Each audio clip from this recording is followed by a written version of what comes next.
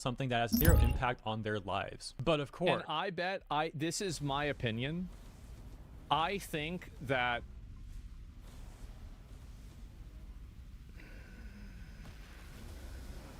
how to say it. I think that the reason why guys make posts like this, it's like putting honey out for bees. And so like they're trying to attract these caterpillar Karens because a lot of them are hot. And the reason why a lot of them are hot is because guys put up with their stupid bullshit. It's the same reason why hot girls are into crystals and horoscopes. It's because no guy wants to tell this girl that's like a 9 out of 10 that this crystal magic isn't real because that might hurt his chances. So it's the same thing with this stuff. A lot of the reason why these girls are hot is because nobody wants to tell them that they're full of shit. So that's the reason why these guys post it. They're white knight. No, I'm just being honest, right? You always say this. I do. And this is just another variation of it.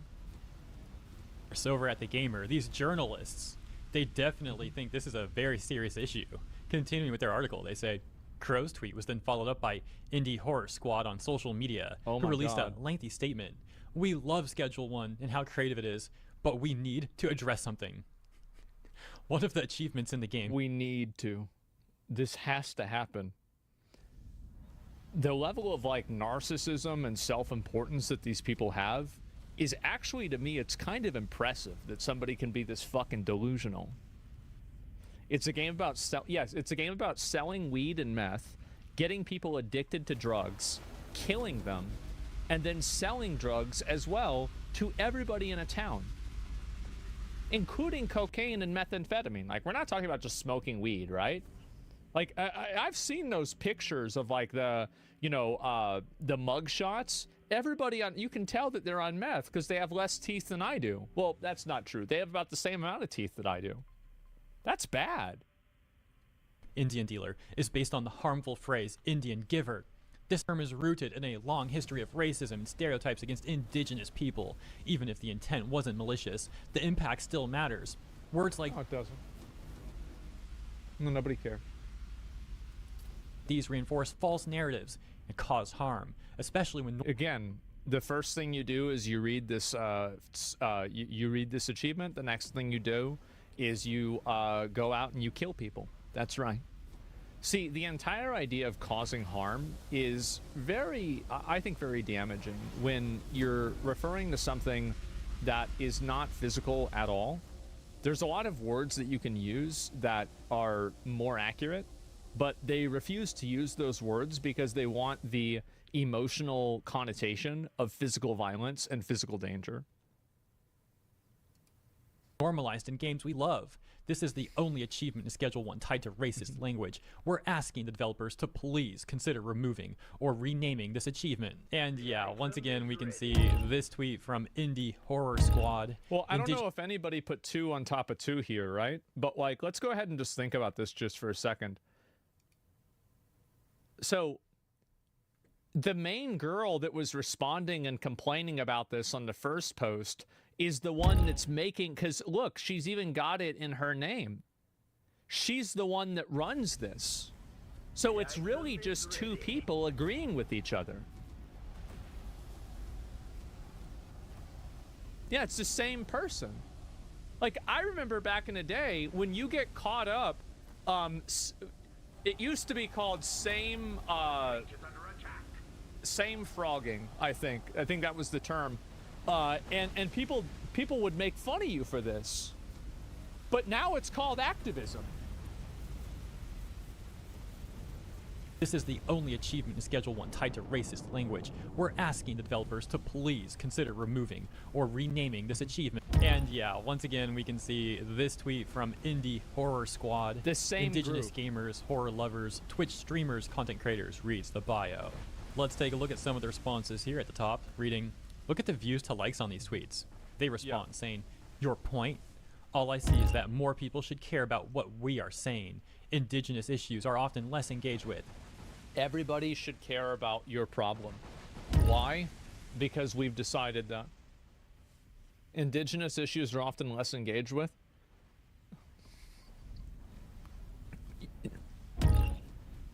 What are you talking about? What issue? What is this?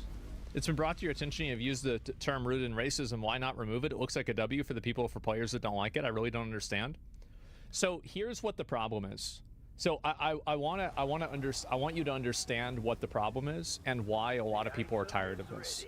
Because what you're talking about is you are making a good faith approach to a problem that is not being presented in the same way. So here's really what's going on here.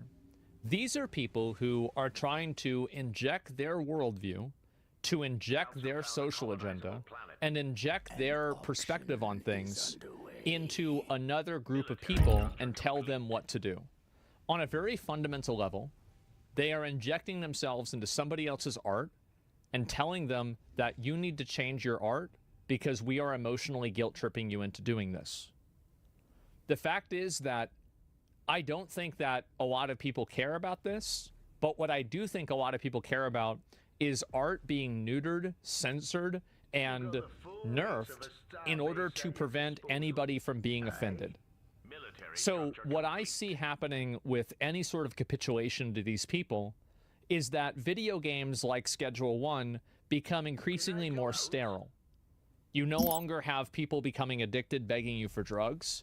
You no longer have sales of types of drugs that could be considered politically incorrect. And you have these people breathing down your neck and trying to add and control your creative process because it's not confiding or it's not coherent with what their worldview is. So the problem isn't necessarily in doing it. And also, by the way, what's the problem with a racist joke? I grew up in a time where we had tons of movies that had racist jokes in them all the time. And I grew up watching the Chappelle Show. Why are we acting like this racist joke is somehow a big issue when almost everybody here has grown up watching shows and watching content that has all kinds of racial jokes in it constantly? And I think that what you need to understand is that a lot of the reasons why people laugh at racial jokes is because that they're silly. It's not because they believe them. Yeah, you have some people that do that, definitely, but that's the minority. The fact is that a lot of things like that, people can get together and laugh at these jokes because of how ridiculous they are. And that's the reason why. I think that there is a dramatic pushback that people have to these self-proclaimed internet activist groups who have decided that they are now the arbiter of what's acceptable to be discussed and said on the internet, and then they want to bully people into saying what they want them to say. I think that's unfair. And so I understand your point of view, but if you give them an inch, they'll take a mile, and we're 10 miles down the road, and I'm sick of going. That's the way I feel about it. To be fair, it's the only racist joke in the game. Feel free to add some more so it looks like everybody else gets a ribbing. It doesn't matter whether a lot of people get a ribbing or not. It's just it's their option. I understand the impulse to reject people who are trying to use history as a weapon to hit you, but I don't know. I think the devs would be taking a W by changing it by saying happy. Now, the messenger isn't great, but it shouldn't affect the message. There's nothing wrong with it. It's just a joke. That's the entire premise. It's just a joke. Nobody's getting hurt. It's a joke. Why do things need to change because you don't think it's funny? Like, so now everything has to change. Like, there is somebody out there who has literally had somebody die because of meth, right? This is the same thing that happened with the coffin of Andy and Laylee. People always want to censor and remove things that they don't like. No. Stop interfacing with things that make you mad and stop trying to make the world accommodate you. Jokes can offend people, though? Yeah. And so that's really the difference. It's not even a joke. It's a turn of phrase. Yeah, it's just a phrase. You can literally lace people in the game.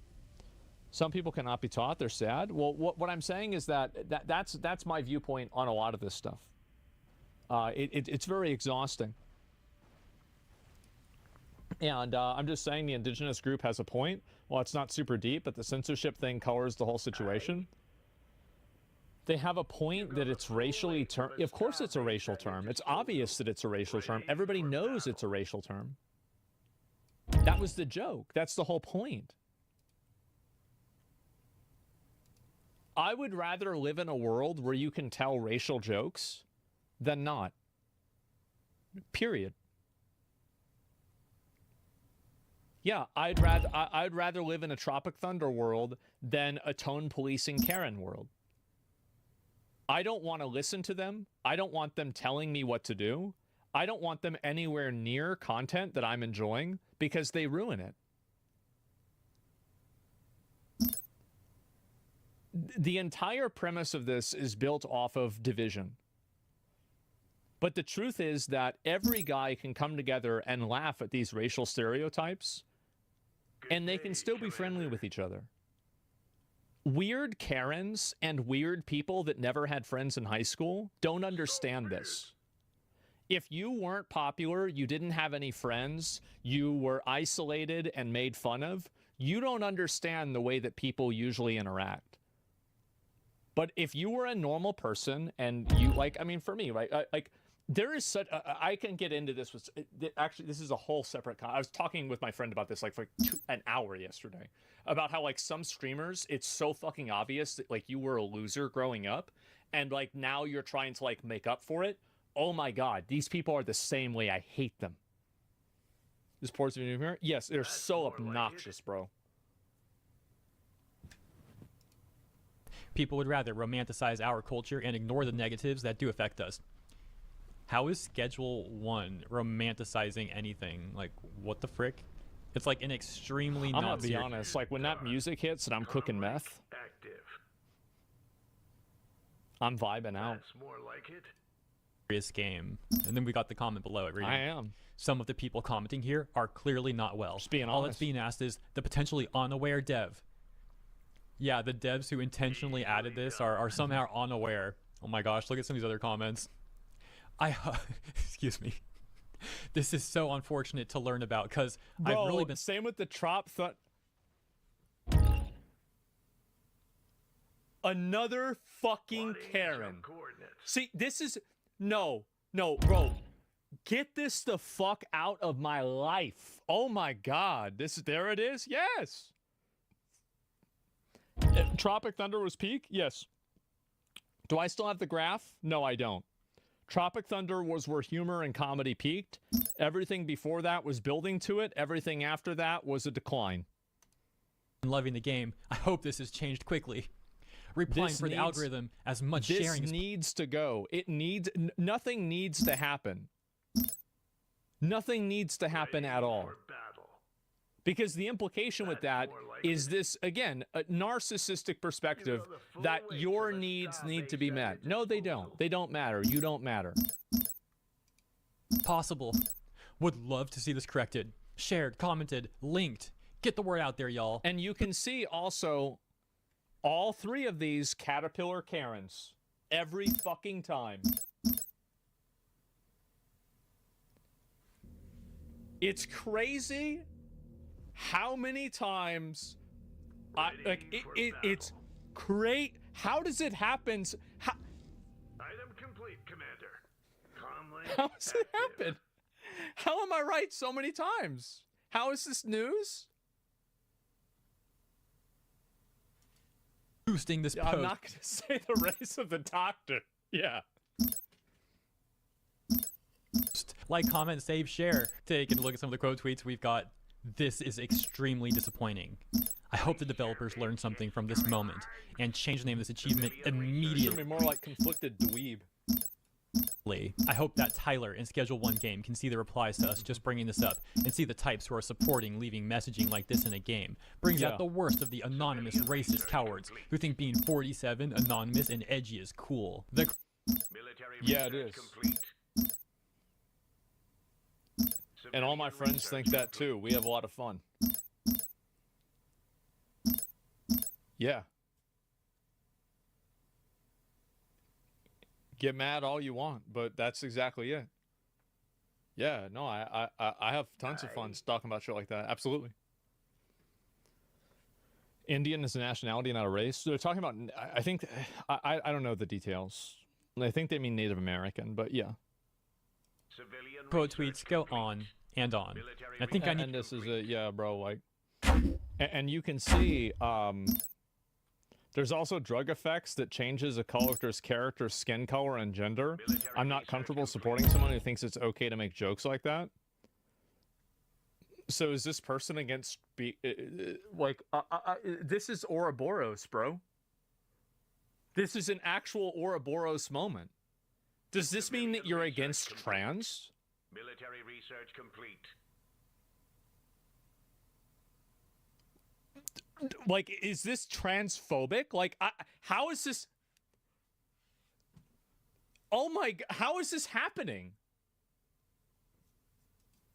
I need to take back what I said earlier, actually. There's definitely more than 5 upset people. There might actually be dozens of them. Finally, back at the Gamer, they say, the creator of Schedule 1 has yet to speak on the Steam achievement, but we at the Gamer have reached out for comment. This is how media creates the apparatus and the facade of authority.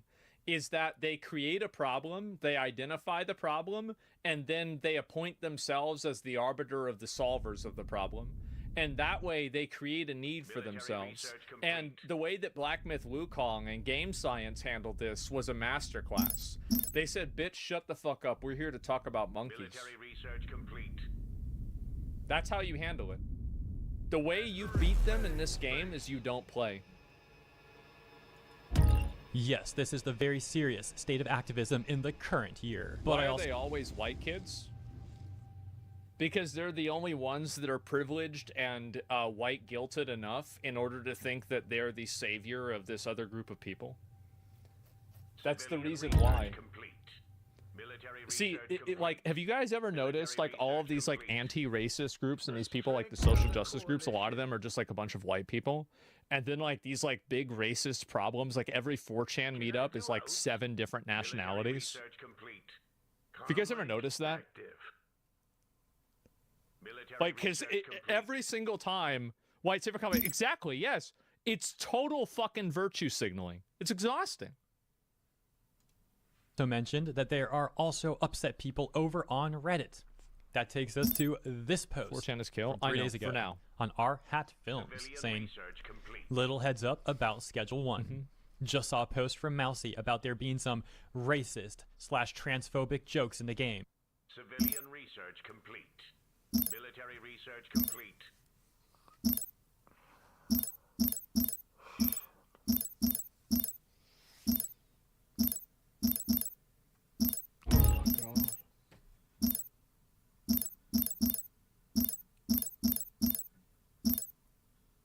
What's wrong with these people?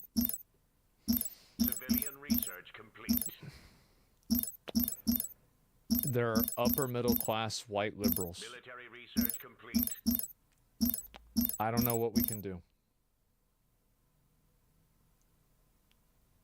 I think that, okay, 500 IQ strategy. We keep pushing covertly this idea of, like, I can't really say this. I'm joking, by the way. I'm joking. This is a joke. I'm joking, by the way. We keep pushing the idea of vandalism and stuff, so that way they can get charged with felonies. And then all of these people will be baited into charging, into doing this and committing felonies. That way they won't be able to vote.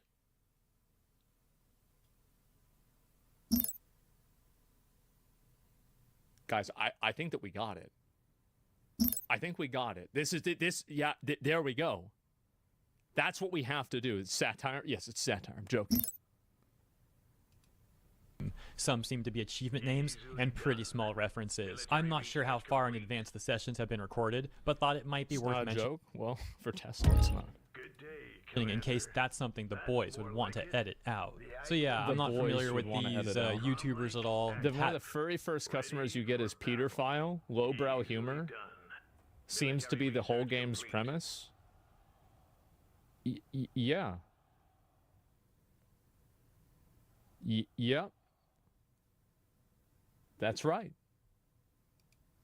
Films, and I went to look for that post that they allegedly made, but I couldn't find it. Maybe they deleted it or something, or I just couldn't find it. I checked on like Twitter, YouTube community posts, and also Blue Sky. And then we've got some responses here. Let's see. I mean, one of the very first customers you can get is named Peter File. Lowbrow humor seems to be almost the whole game's premise. The OP saying, Lowbrow is one thing, and I don't have an issue with it at all. It's just when it drifts into harmful tropes that it feels a bit off. 99% of lowbrow humor is harmful tropes. Okay? Like 99%. Like, what are we talking about? We live in the most progressive era of all time. It's about time people started to realize that intent and context is all that matters. Hat films are not transphobic, so no jokes they share have ill intent. And the OP responding once again saying, my post absolutely wasn't meant as a dig at the boys. One of the things that I really appreciate about them is how inclusive they are. It was merely meant to make them aware of stuff in the game that they might not be aware of that could put out the wrong kind of vibe. I know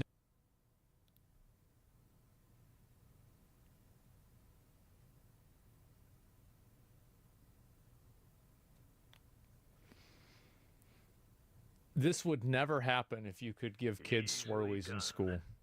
Like, if you could get bullied in high school, this would never happen. if I was putting stuff out there that I didn't realize included some iffy stuff, I'd want someone to let me know. We'll take a look at 2 more comments here. This one reading, is that for the achievement Indian dealer? Are these white people? Are you asking me the question if on a Reddit, a subreddit for a video game, complaining about an achievement if these are white people?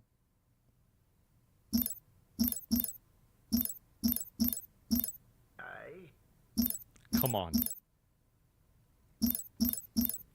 Sell something to a customer, then pickpocket it back? Isn't that referencing Indian giving? Wikipedia says, it is based on cultural misunderstandings that took place between the early European colonists and the indigenous people with whom they traded. Personally, I have heard the term Indian giver, but never realized it has pejorative connotations. The OP saying, that was one of the examples I saw in that thread, yeah. Okay, so it's a Reddit thread. Maybe I can find that then. We'll take a look after this if I can find it. And this response saying, who cares? It's all in jest. Yeah, it's a joke. The OP says, the people being joked about in demeaning ways might care, while intent... I don't care about them. Fuck them. Yeah, fuck them. Does matter. Excusing stuff is just easy. in jest. Simple. Can lead to some pretty nasty ideas being normalized in the long run. And then we've got this exchange, which also explains why they're accusing it of being transphobic. Reads, I noticed while watching YouTube shorts that there was an effect on one of the strains of bud, that said, generizing. And of course it changed the smoker's gender. Because apparently, of course, Caitlyn Jenner is the first thing people think of when they think of anything trans. Well, yeah, because Caitlyn Jenner is probably the most famous trans person.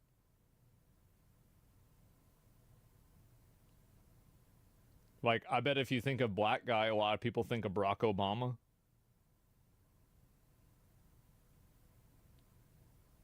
Sure. Or LeBron James, somebody like that. Yeah, Kanye West, Michael Jordan. We'll see it done. Yeah. Like, what? Is this supposed to be like...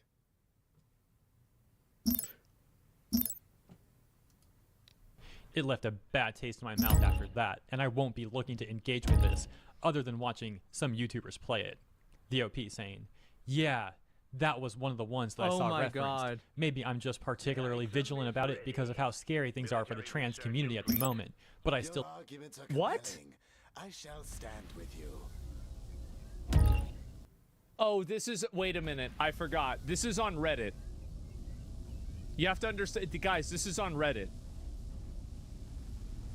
think it's something worth highlighting so it doesn't get too normalized. This response saying, or it's poking fun at Jenner because of the fact they transitioned, then turned on others who transitioned. And lastly, this exchange, where this comment says, I mean, is it more inclusive to also mock everyone? It's more of a celebrity reference than an outright transphobic one, though I suppose it is highlighting the gender change specifically, though it's not a negative. Caitlyn Jenner is simply the most well-known transgender person, the same way Tropic Thunder is so obviously the choice for a skin color change. But the OP says, mocking/joking about everyone equally only really works if everyone's on equal footing to begin with, really, which sadly isn't the case right now. That's true, because I don't know if you guys know this, but in the Constitution, the 420th Amendment says that trans people don't have any rights and they can't vote and they can't drive cars. That's what it's... I didn't know that. Yeah, Trump actually, he put it in last week. This little James a caster bit illustrates it Yeah. pretty nicely. Oh, but look, there's actually one more response. This one got -7 downvotes and reads, lol, seriously? So ultimately I couldn't find the thread that was being referenced here. Took a look for it, couldn't find it, don't know what that's all about, but I suppose the OP explained everything in this thread anyways. We'll close by going back to the gamer. Once again, their article, it's incredibly racist, Schedule 1 comes under fire for one of its achievements. Let me know what you think about their article. Let me know what you think about all this stuff in the comments. And I hope you enjoyed this segment. Hope you enjoyed the VTuber model and all that. And if you did enjoy, please consider liking and or subscribing to the channel. Appreciate you. See you in the comments and in the next one.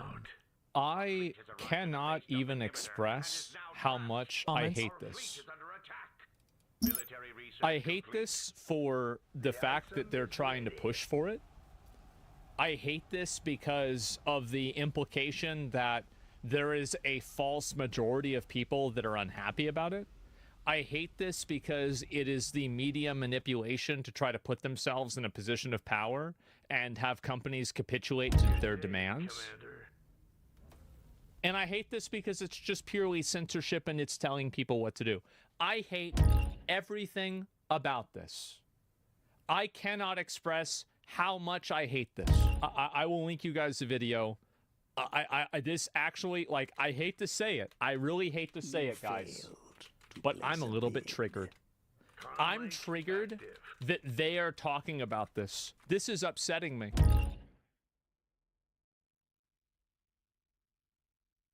Can I do out?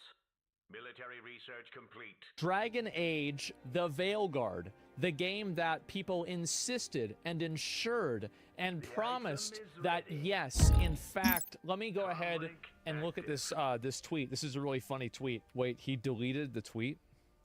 Basically what happened is that Dragon Age came out, and Dragon Age became a an unfortunate battleground for you know, the video game culture war, where, you know, you had characters that were turned into effectively like modern representations of like gender politics, and in general it seemed like this game took like every opportunity that it could to take advantage of like a current social issue. It did that in spades. And I played Dragon Age a lot, and so when I'm talking about this, I didn't finish the game, but I played it for 135 hours. About half of that probably was me just leaving the game on overnight, but I went through pretty much every character, companion, full storyline, and I almost completed the main story, but I didn't finish it out. So, basically this game came out, and it came out to raving tremendous reviews. Everybody was saying this game was going to be insane. But anyway, so Jason Schreier made a tweet when the game came out, and he said, "Go woke, go oops, top the charts." And this was to make fun of the people who were talking about how like, oh, this game being woke is going to kill the game, and it's going to be, oh, this game's going to be unsuccessful, right? Well, actually, I actually don't like the game very much, but I do like seeing you chuds get dunked on. And so Jason Schreier, unfortunately, was captured by an ideology and decided to leave.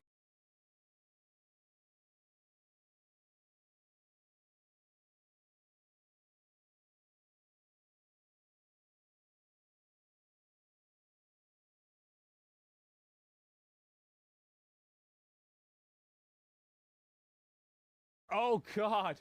Oh, jeez. Oh. Welcome to the Daily Show. I'm Roy Chang. We got so much to talk about tonight. The Supreme Court gets left on red. Democrats are hitting up El Salvador for spring break, and someone at Harvard does not like them apples. So let's get into it.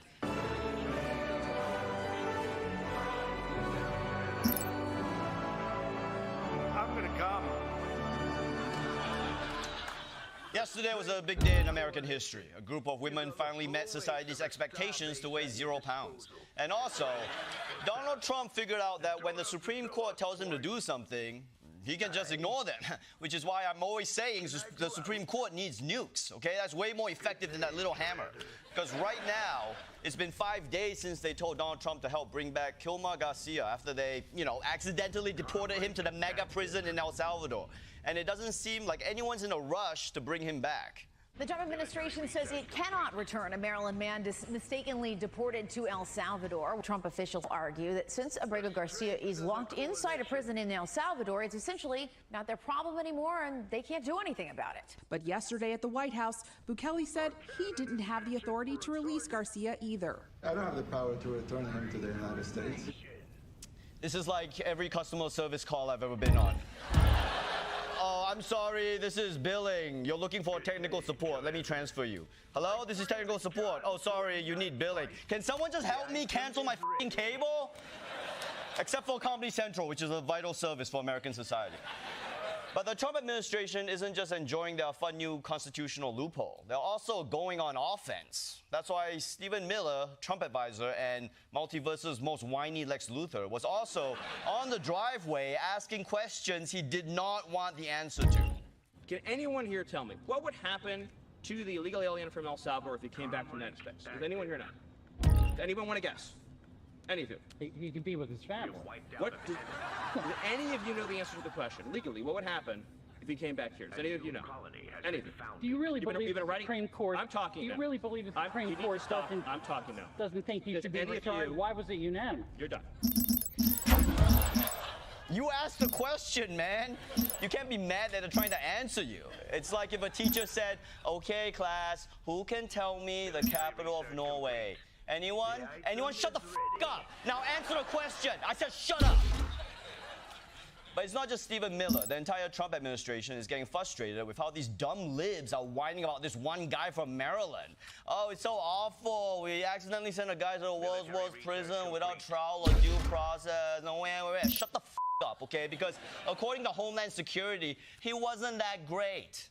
The media would love for you to believe that this is a media darling, that he's just some Maryland father.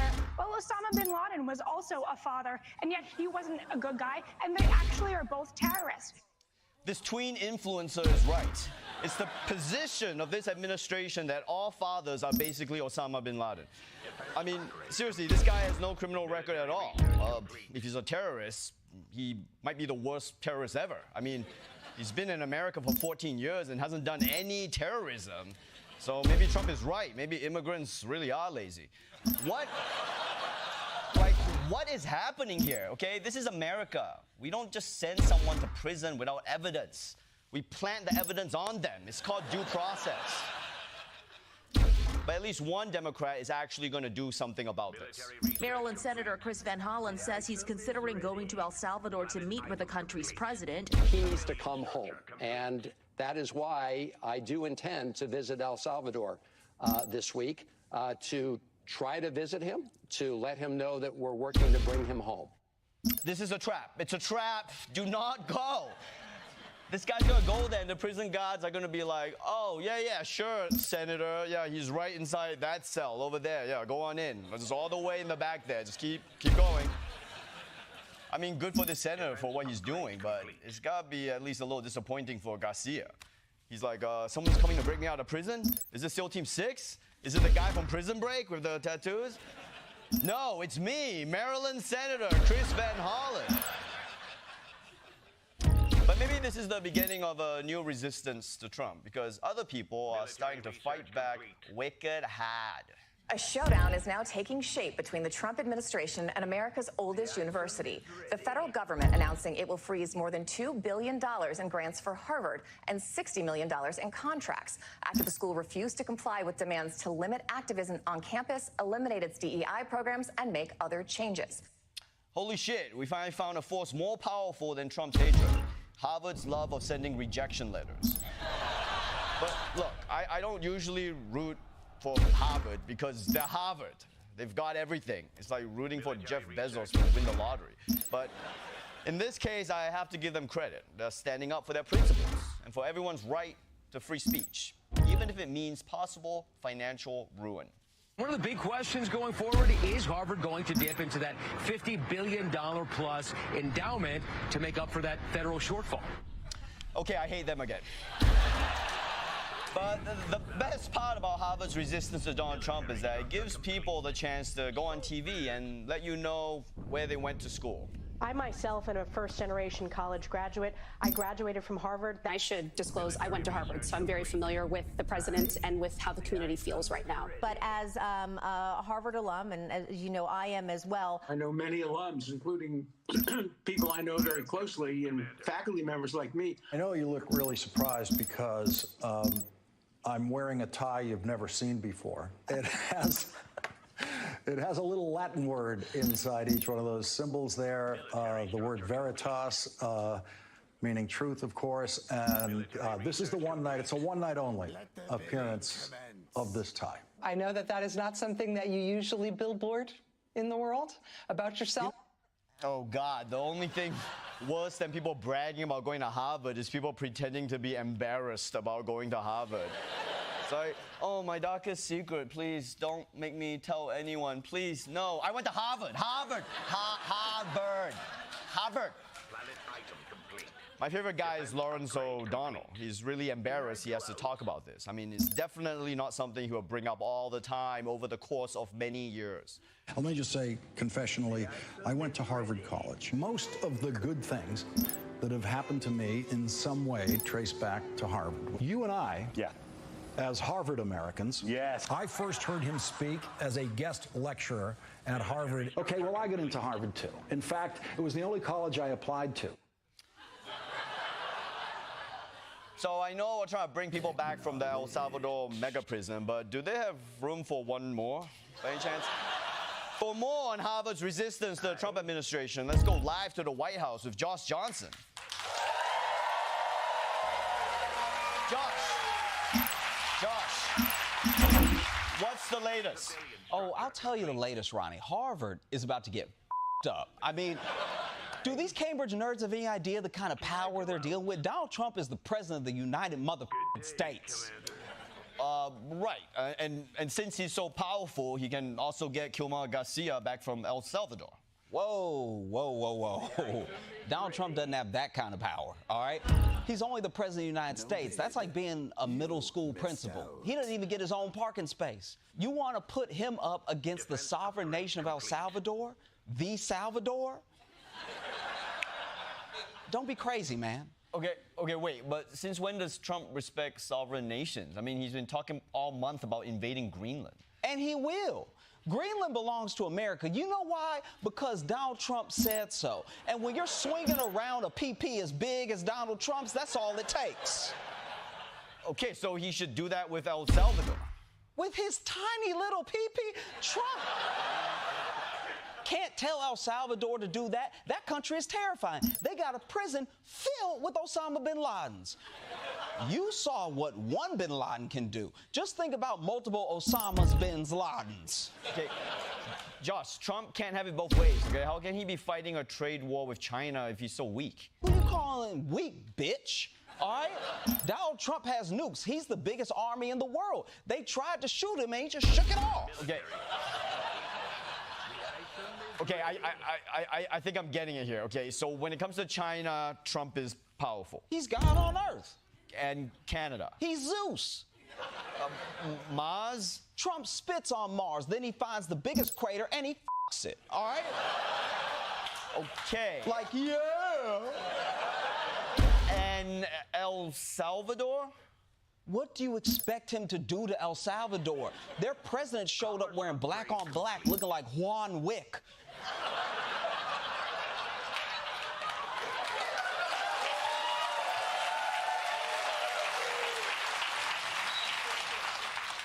But Trump's just a scared little kid. His mom died 25 years ago. Do you know that? You want to put that little orphan boy on a plane to El Salvador? You sick. Okay, I'm sorry. I guess I just don't understand the power dynamic. Leave that to me, Ronnie. I'm a smart guy. I don't usually bring this up, but I went to Harvard. Wait. What? You went to Harvard? Well, to the bookstore. Did you know if you say you're going to buy a sweatshirt, they'll let you tear up that bathroom? Okay, Josh Johnson, everyone.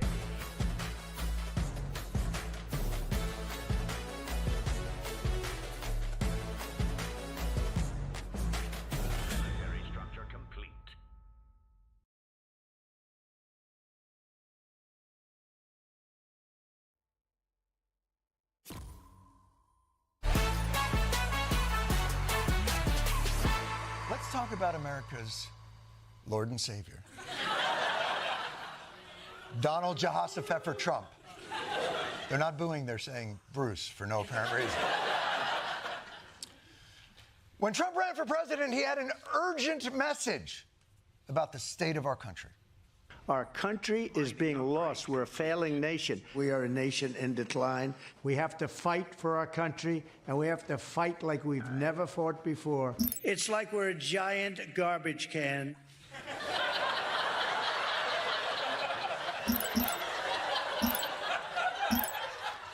How dare you? If anything, America's a recycling bin. Useless and made almost entirely of plastic. But that's it. We have to fight to save our country. And now Daddy's home. And he's about to take out the trash. And 2 weeks into the Trump presidency, we have a better sense of the evil and powerful forces that have been dragging our once great nation into decline.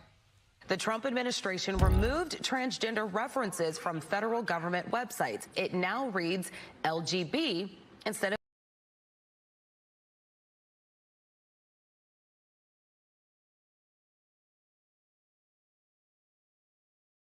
It's time for Lefties Losing It, and he's back. The puppet president, Joe Biden, has made his first public remarks since he left office in January, and of course, he launched into an incoherent attack against President Donald Trump. It was a mess, folks, a train wreck, just like his presidency. It started badly and it got worse. Let's look at Biden here, ignoring the blaring music and just launching into his speech. Thank you.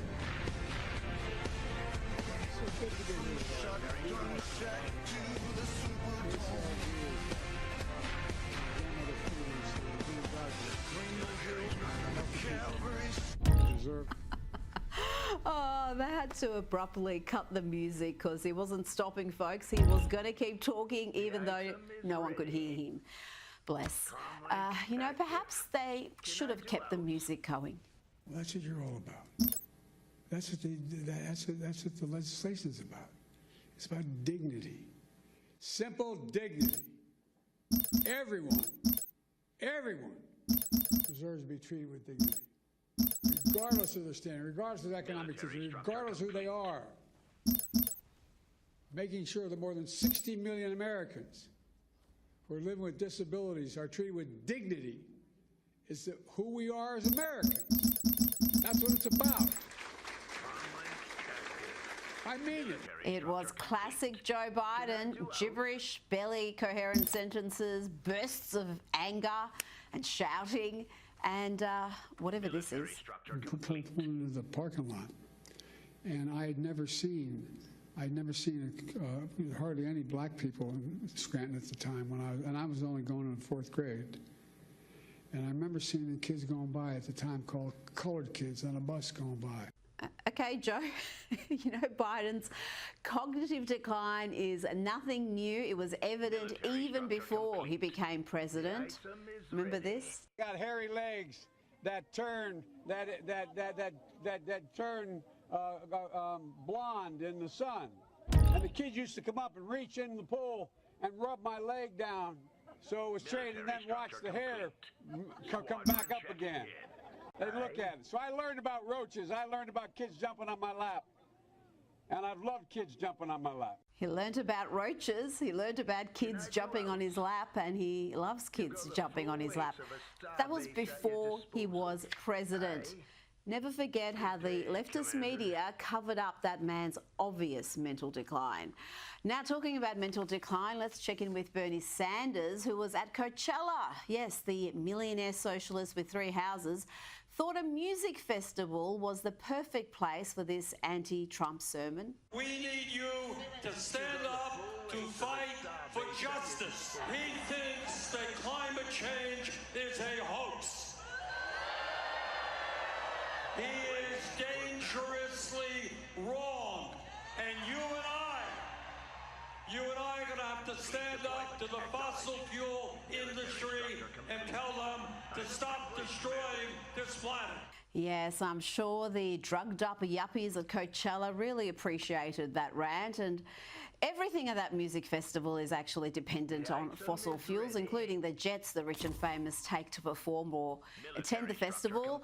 There was plenty more lefties losing it at Coachella. Here is Kneecap. Kneecap, Google tells me it's a Irish hip-hop group, as if that's a thing. They had the drugged-up yuppies in California singing this delightful tune about Margaret Thatcher. If anybody was wondering, Margaret Thatcher is still dead. Maggie's in a box, in a box. Maggie's in a box. Na na na na na na na na na na. Maggie's in a box, in a box. Maggie's in a box. Yes, the greatest female leader we have seen died at the age of 87 12 years ago, and these sad losers are still chanting about it. And rounding up the Coachella lunacy are middle-aged mascara-wearing pop rockers Green Day, who have taken a break from their pro-Palestinian activism to again rail against MAGA. Well, maybe I'm American. I'm not a part of a MAGA agenda. Now, it seemed like only last week we were laughing at Democrat Cory Booker's stunt of talking for 24 hours straight. We wondered whether he was wearing an adult nappy. Those questions were never answered. And bless him, Cory Booker is back now, and he's not only providing lols, but hugs. What are we going to do about protecting LGBTQ rights and trans rights for those who don't have a voice that can speak up? This is not a costume. This is who I am, and I am not about to let him tell me who I am. Thank you for coming. So first of all, can I have a hug? Yes.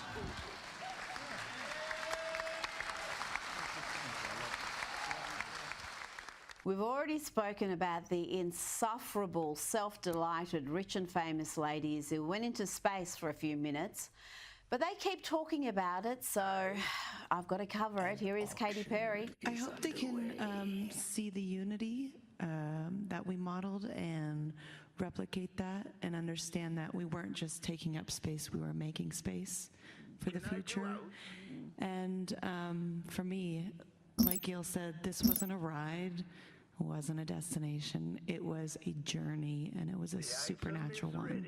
And here is Oprah's bestie, Gayle King, talking about the backlash to all the hyperbole we've heard from these ladies. This is what bothers me, because I've certainly read some of the things online, coming from people that I know, that I like, that I consider friends. Space is not an either or, it's a both and because you do something in space doesn't mean you're taking anything away from Earth. And what you're doing in space is trying to make things better here on Earth. And Gayle King claims that these overprivileged women were victims of sexism. How else can you explain this stunt being called frivolous? What do you think when people say, oh, it's frivolous? Number one, they call it a ride, which I find very irritating because they never say men went for a ride. What do you say to people who think that this was frivolous or just a ride? You know, I think the message that it sends is very, very powerful. Lauren Sanchez, whose fiancé Jeff owns the rocket, well, she was reduced to tears by the experience. And 6 women just did the same flight that, he did. Oh, I just want to keep hugging you. It's really cool. Yeah, and I hope that more people get to see this because I feel I don't even know how much it's going to change me. And if you thought that was bad, watch this performance from Katy Perry.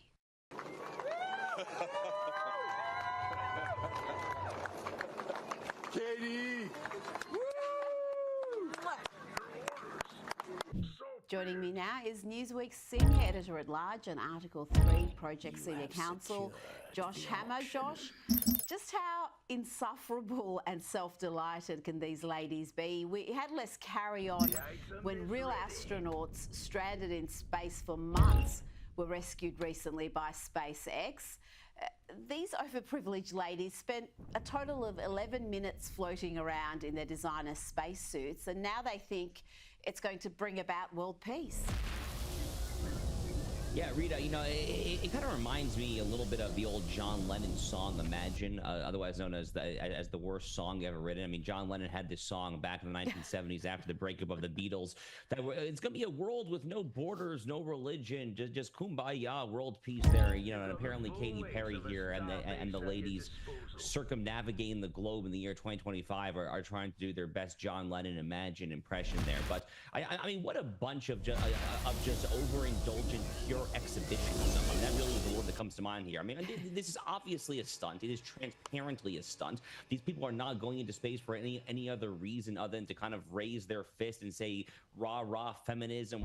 I mean, the message, frankly, like I don't even fully understand exactly what the purpose of this stunt was. I mean, it's kind of like a United Nations like hold hands together kumbaya thing. It's also partially like a feminism thing. But frankly, I mean, when people do this in the name of feminism, they actually set real feminism and real genuine equality of the sexes backwards there. Because I mean, if this is what people think of when they think of feminism, someone who gets dolled up and they put on the designer suits and the makeup. I mean, Katy Perry clearly spending more time actually getting her makeup ready than actually going up into the atmosphere, right? I mean, people see this and they're like, okay, if this is feminism, I'm gonna oppose it. So they're undermining the very cause they purport to champion there. Ultimately, all sorts of these stunts.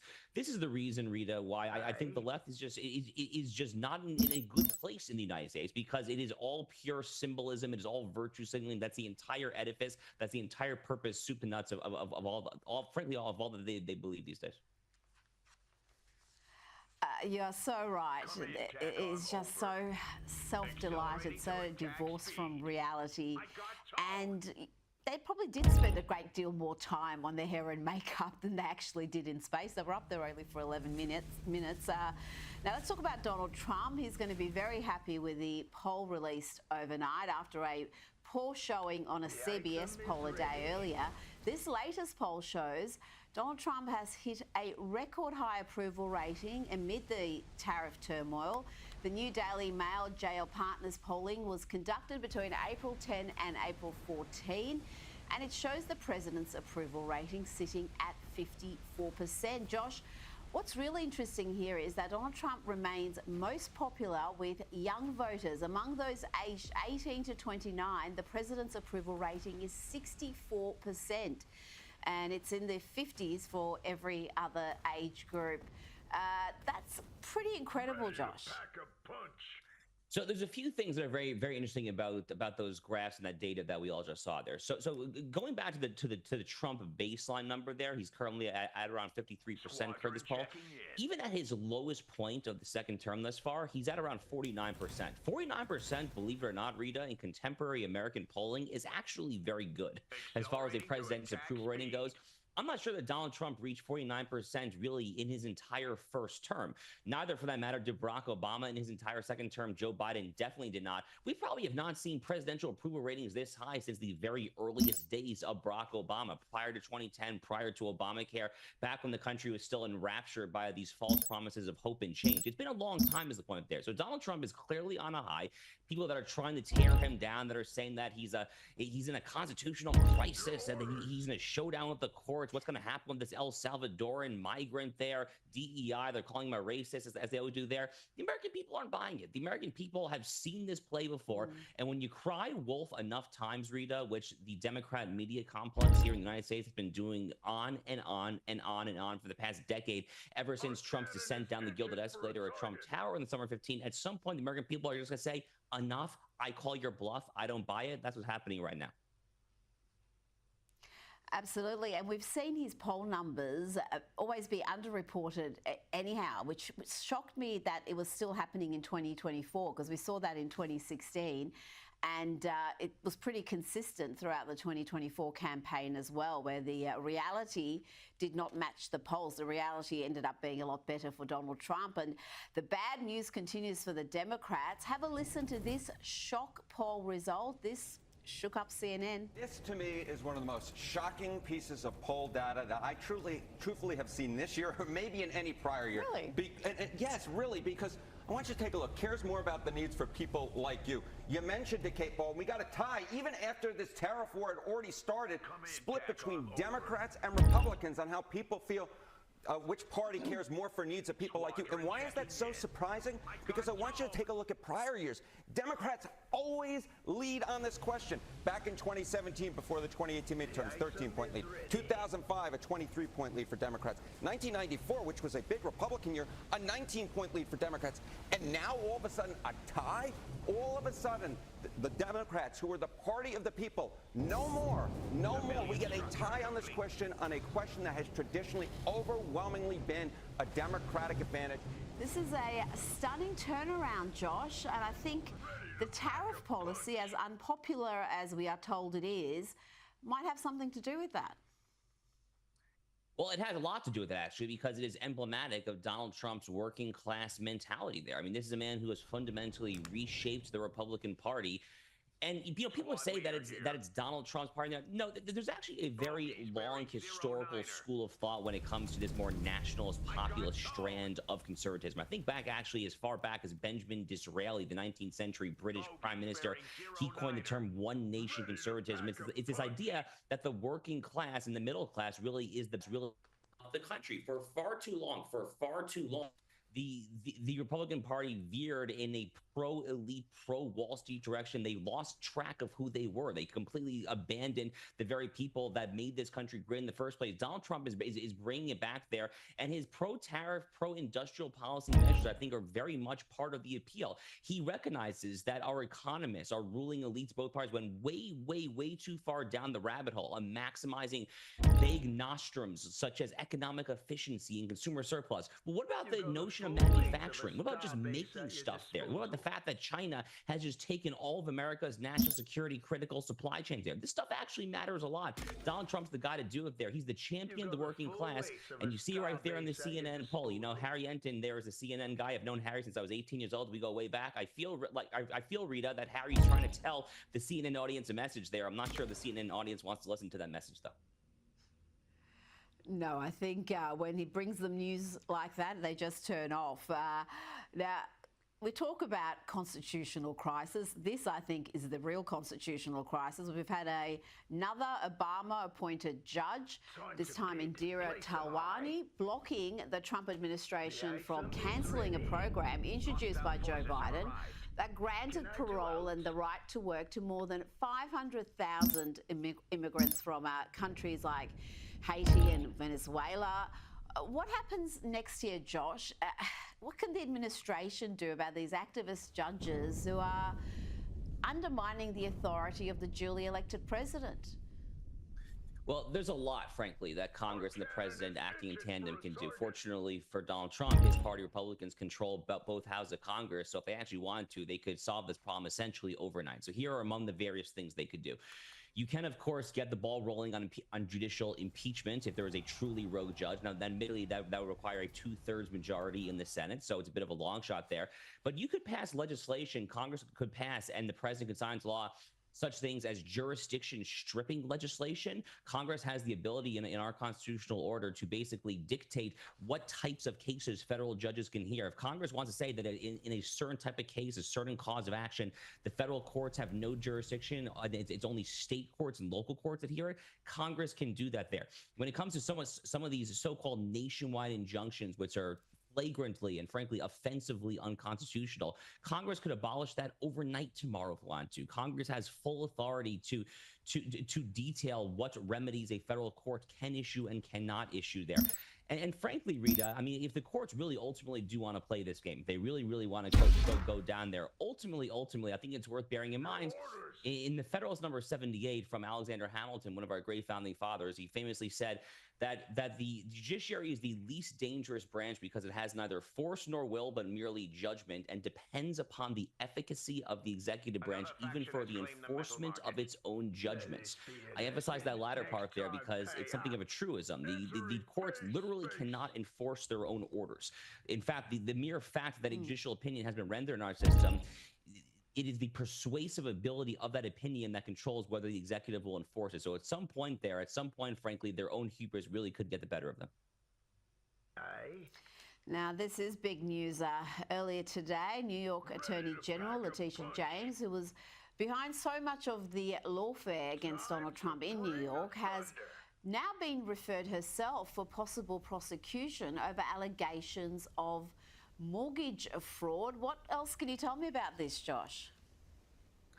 Well, this is pretty brand new stuff across the transom, but it looks to me like Tish James listed the Commonwealth of Virginia, the state of Virginia, as her primary residence back when she was applying for a mortgage back in 2023. The problem is that Tish James has been the Attorney General of New York State for far longer than that there. So, I mean, square that circle for me. How can you legally get away with calling one state your primary residence, try to get a more favorable mortgage interest rate type loan, and on the other hand, you're the Attorney General of a different state there? But, you know, Rita, this is really nothing new. I mean, Democrat lawmakers, Democrat prosecutors, they play by an entirely different set of rules. I mean, Tish James, we all remember her for being front and center of the lawfare, of the Democrat lawfare complex, a sprawling campaign to try to deprive Donald Trump of getting his second term in office there. I think about Fani Willis as well. Fani Willis is in Atlanta, Georgia, Fulton County, Georgia.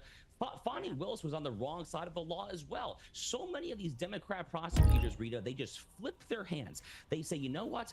I am the lawyer here. I'm the prosecutor. Screw you. I'm going to make the rules here. You better come at me there. But you know what? The Trump DOJ is calling her bluff in this case, Tish James, because she could find herself on the wrong side of the law for good. It'll depend on which judge they draw there, but I like what I see so far. I like the aggressiveness of the administration bringing these charges.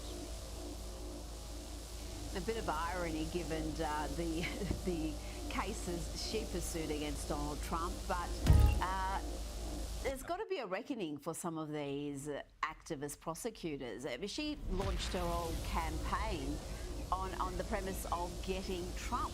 She wasn't even hiding how she was going to politicize that office.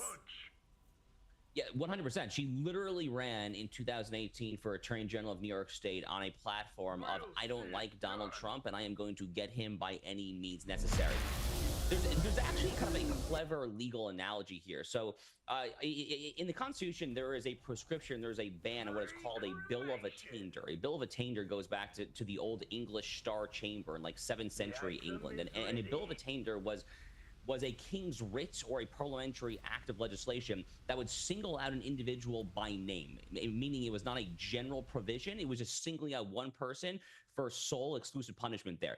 So the analogy that I like to draw is that when Tish James ran for office there, she basically ran a Bill of Attainder political campaign. Now, that's not necessarily illegal. I mean, we have a First Amendment. You can say a lot of crazy stuff on the campaign trail. People, frankly, do it all the time there. But it's morally repulsive. It's morally repulsive there, and it says a lot about her character, frankly, or lack thereof. Josh Hammer, thanks so much for your time tonight.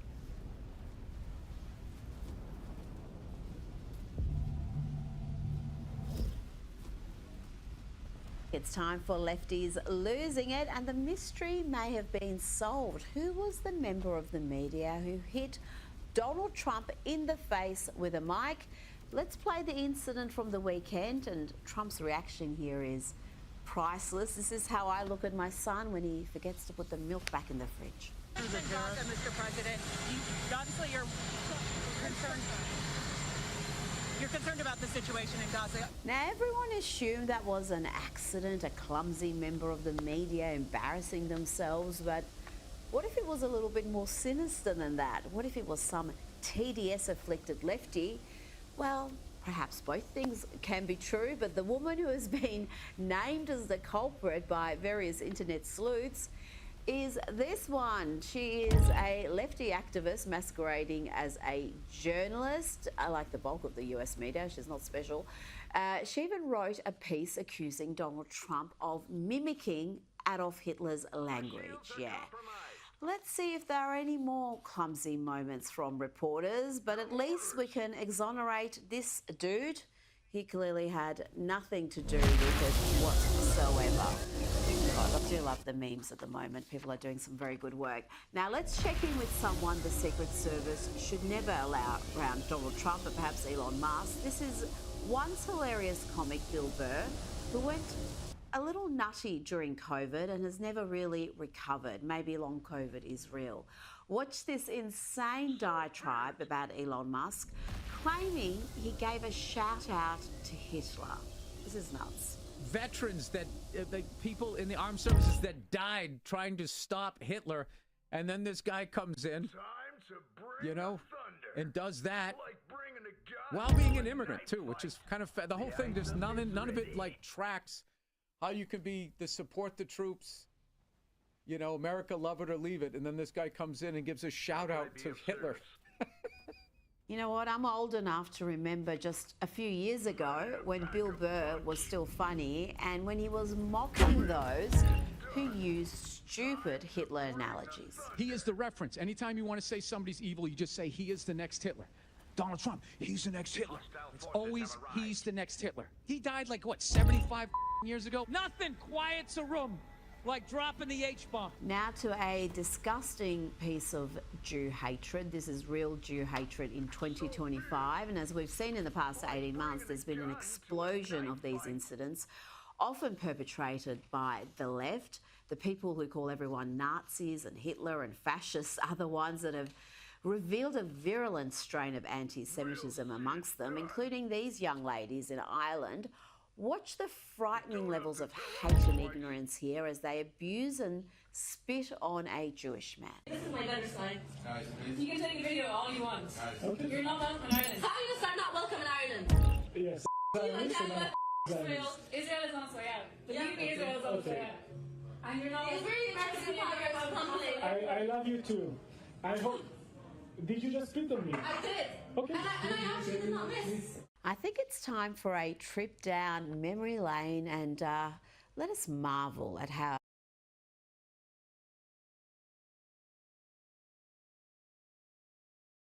Imagine you're an astronaut out drifting in deep space. When you throw a rock as hard as you can, what's going to happen to that rock? Well, you would think that it would continue with constant velocity in a straight line. That's just Newton's first law. But what actually happens is it eventually slows down and stops. So why does this happen? Where did all the rock's energy go? At the turn of the 20th century, the problem of energy conservation baffled some of the greatest minds, including Albert Einstein. Einstein came up with a possible solution. But then a little-known unpaid mathematician named Emmy Noether proved he was wrong. And in doing so, she created a whole new paradigm for physics, one that underlies all of particle physics and explains why anything is conserved. It all started in 1915 at the University of Göttingen, where Einstein was giving 6 lectures on his new theory of gravity, what would become the general theory of relativity. The lectures were well received, but Einstein hadn't yet settled on the final form of the field equations. One problem he was facing was how to show that total energy was conserved in his new theory. This is the whole beginning of this story, right? Classically, they thought they had this understanding of what the energy of a gravitational field was. All of a sudden, with these new equations, they go, where is it? You know, is it in the curvature? You know, is it in the stress energy tensor? Where's the term that we're looking for?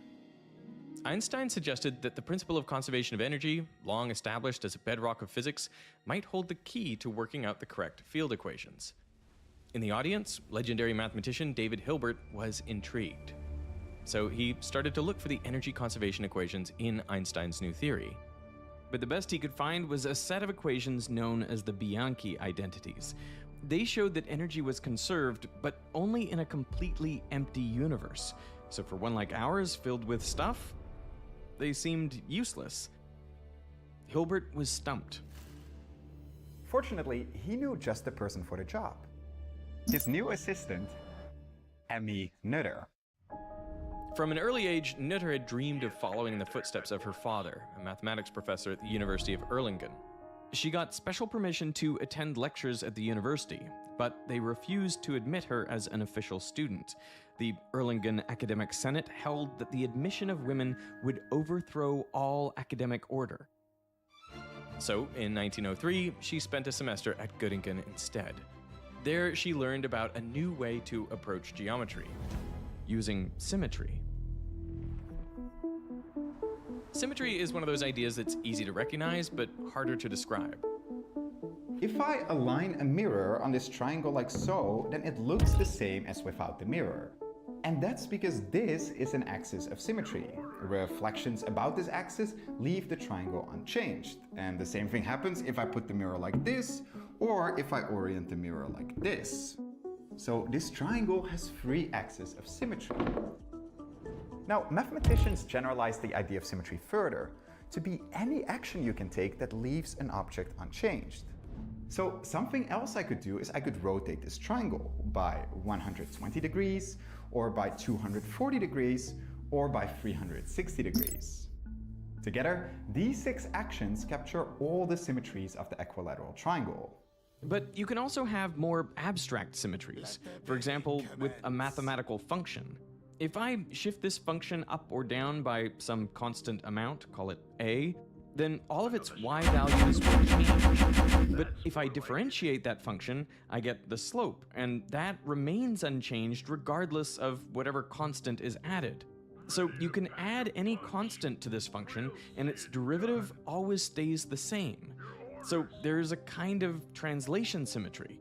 And unlike the symmetries of the triangle, this is a continuous symmetry, meaning you can shift it by any amount you like.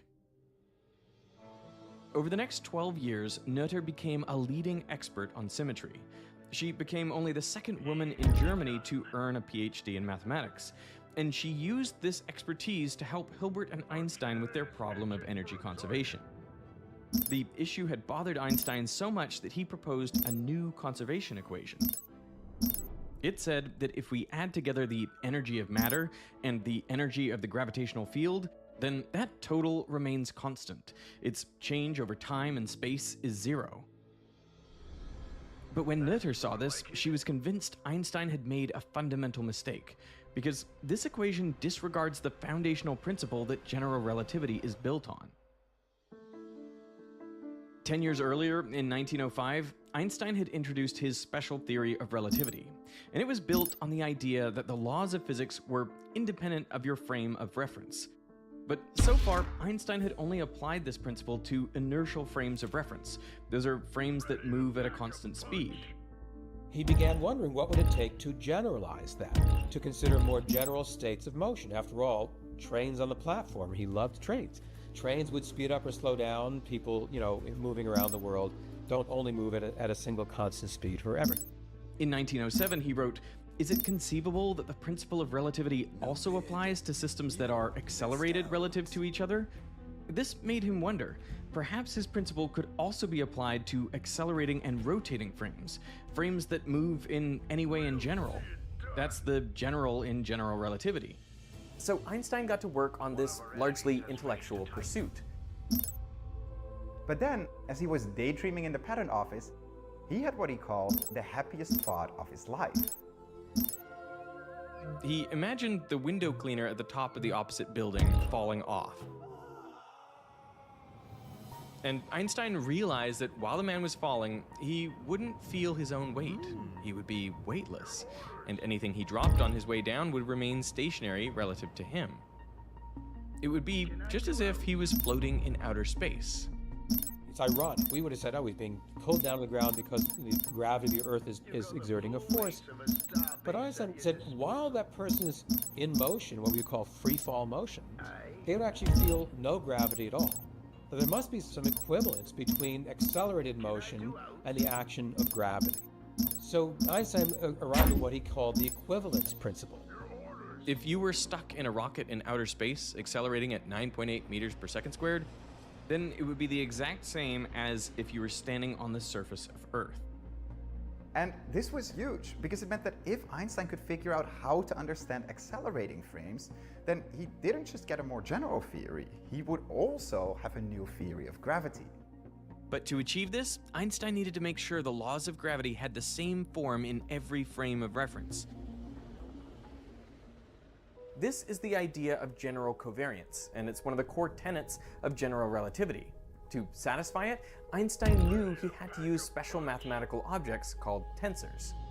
A simple kind of tensor is a vector. You can write a vector as a set of components multiplied by their basis vectors. For example, this vector can be written as 3x hat plus 2y hat. But I can also write this using a different coordinate system. And with these new basis vectors, the original vector is now written as 2a plus 1b.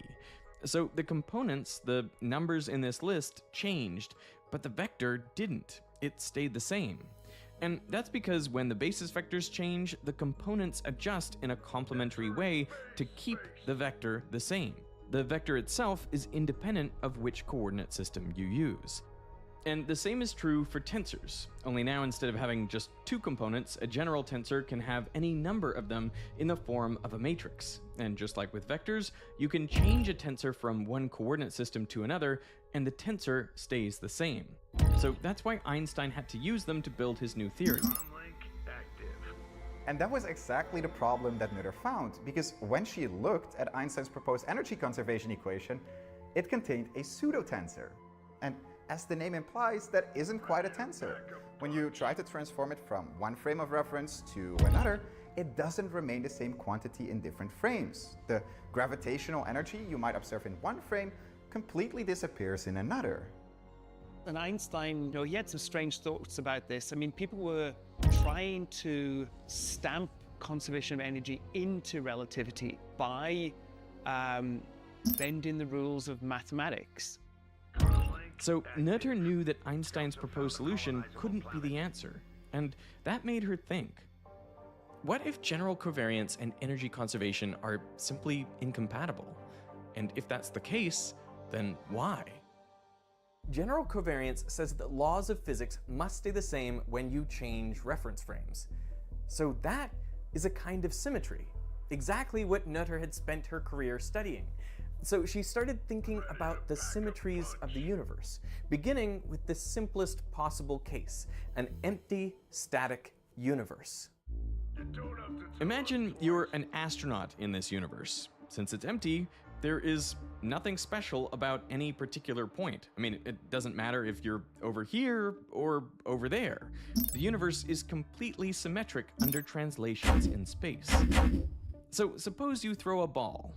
Well, it'll travel at a given speed, and after a short amount of time, it will have traveled some distance. But since the laws of physics are the same here as just before, we can shift the whole universe, and we're back to the situation we started with.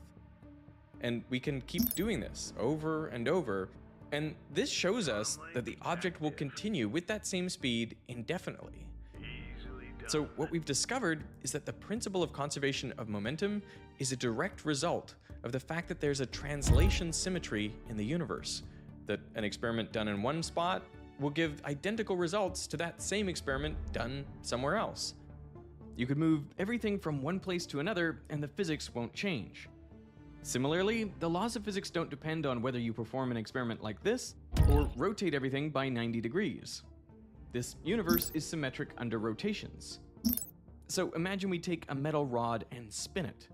If we let it rotate for a minute, then it will have moved through a small angle. But we can rotate the whole universe back by that same angle, and now we're at the starting position again. And we can keep doing this so that each instant looks exactly the same as the one before, which means the object will keep rotating this way indefinitely. So the law of conservation of angular momentum comes from the rotational symmetry of the universe. Now, another important symmetry of this universe is time symmetry. The laws of physics don't change over time. If you do an experiment today or tomorrow, you will get the same result. So what does this symmetry lead to? Well, to understand this, we're going to dig into some math and a different way of doing mechanics, using the principle of least action. Previously on Veritasium, we learned that everything always follows the path that minimizes a quantity known as the action. This is equivalent to the integral of the Lagrangian L over time. In the simplest case, that's just the kinetic minus potential energy. Euler and Lagrange found that the principle of least action is obeyed so long as this set of differential equations is satisfied. So Noether used action to see how physics was affected by different symmetries. So suppose we do an experiment where the result is the same now as some tiny time interval epsilon later. Then how does this affect the action? Well, the time is going to change from just t to t plus epsilon. And as a result, the Lagrangian is also going to change. So the new Lagrangian will be L prime which is equal to the old Lagrangian, plus how much the Lagrangian changes over time, that's just dl by dt, multiplied by how long that change lasts, so multiplied by epsilon. But now also remember that the result is going to be the exact same now as a little while later, which means that whatever this term is, the dl over dt, doesn't affect the equations of motion. And it's from this symmetry in the action that we're going to be able to find the conserved quantity. So let's take dl dt and rewrite it using the chain rule. That gives us the partial derivative of L with respect to x times dx over dt, plus the partial derivative of L with respect to v times dv over dt. But we can sub in the partial derivative of L with respect to x with this term from the Euler-Lagrange equation. And we can simplify this further by writing dx over dt as v, and that gives us this expression. And now notice what we've got right here. We've got the time derivative of some function, dl over dv, times another function, plus that first function times the time derivative of the second function. So we can use the reverse of the product rule to simplify this to the time derivative of dl over dv times v. Then as a final step, we can bring dl over dt to the right. So what we found is that if you take the time derivative of this quantity, it's equal to 0, which means that whatever this is has to be constant. So what is it? Well, remember that in the simplest case, the Lagrangian is just equal to the kinetic minus potential energy, which we can write as 1/2 mv squared minus v. So if we take the partial derivative of the Lagrangian with respect to v, we're just going to get d over dt m times v multiplied by v, so this is going to become mv squared. And then we can sub in the Lagrangian, so this becomes minus 1/2 mv squared minus v, but also a minus here, so this becomes plus v, and all of that's equal to 0, which we can simplify to just 1/2 mv squared plus v is equal to 0.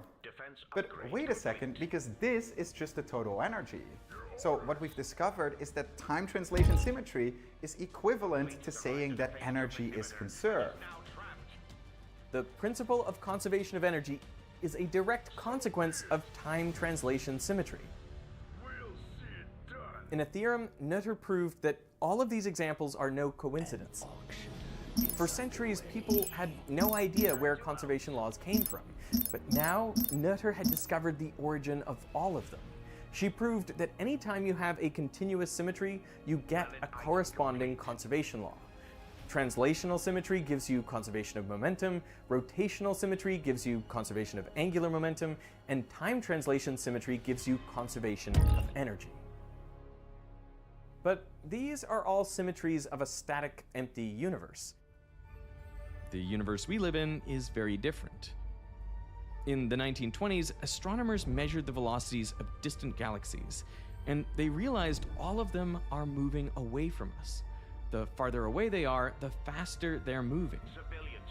The implication was clear. In the distant past, everything must have been much closer together. In the 1990s, precise measurements of supernovae revealed that not only was the universe expanding, but that expansion was speeding up. This means over large timescales, our universe is not symmetric in time. It was very different 13 billion years ago, and it'll be different billions of years from now. Since we don't have time symmetry, that also means energy, as we usually think of it, isn't conserved. There's no reason for energy to be conserved anymore because you don't have that symmetry. Think about a photon of visible light emitted 380,000 years after the Big Bang.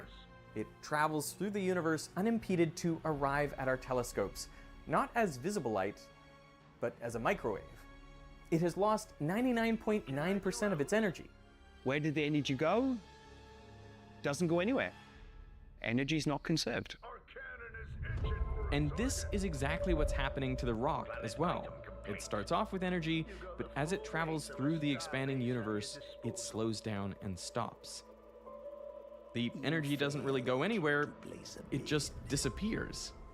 It ends up coming to rest with regards to the other particles in the universe. this doesn't violate any laws of physics because energy and momentum aren't conserved if there is no time or spatial symmetry. So once you know that symmetries give you conservation laws, and so once those symmetries are gone, you don't have to worry about those conservation laws anymore, then you can start dropping these concepts of trying to force something that you want to say is fundamental into the theory. You just deal with what the theory gives you. But if energy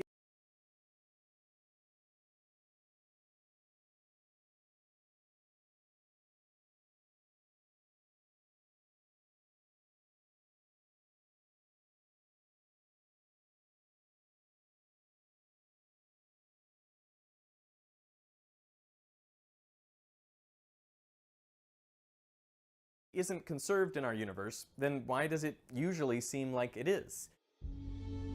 That's because when you're looking at the short timescales that we're used to, time translation symmetry pretty much holds. An experiment done today will give the same results as the same experiment done tomorrow. So that means, for all intents and purposes, energy is conserved. But over large timescales on the order of millions of years, well then the expansion of the universe can't be neglected, and the symmetry is broken. So only when you look at timescales that big do you notice that energy isn't conserved. Nutter's first theorem explains why a rock or a photon loses energy, but it didn't fully solve the problem of energy conservation in general relativity. See, so far, Nutter had only dealt with an empty universe, where you could shift the whole universe and the laws of physics would stay the same. But this doesn't work in general relativity, where the curvature can change from one point to another. Now, if you shift the whole universe, rotate it, or let it evolve in time, things don't stay exactly the same. So you no longer have these global symmetries. But Nutter realized there are still other symmetries left. See, no matter how you're moving, the laws of physics always look the same. That's general covariance, and it is a kind of symmetry that holds everywhere. It means that in any small region, we can always change our frame of reference. We can transform the points of space around as much as we like. And since these transformations aren't global, but local, these are called local symmetries. In a second theorem, Nutter proved that for these local symmetries, you no longer get proper conservation laws like we're used to in classical physics. Instead, you get something that only works locally, a continuity equation. One example of a continuity equation describes the flow of water through a pipe. This first term tells you how the amount of water changes in a section of the pipe, and the second tells you the difference between how much water is flowing out and how much is flowing in. In this case, the first term is positive because the water level in this pipe section is increasing, and the second term will be negative because less water is flowing out of the section than in. Together, the two terms cancel to give 0, which guarantees that no water is created or destroyed. If the total amount of water changes in a section, there must either be excess water flowing in or out. In the case of general relativity, Nutter found a similar continuity equation, but with an important difference. Imagine that now our pipes are little patches of spacetime, and the water is energy flowing from one patch to another. In any individual section, the continuity equation looks exactly the same as before, so that in any small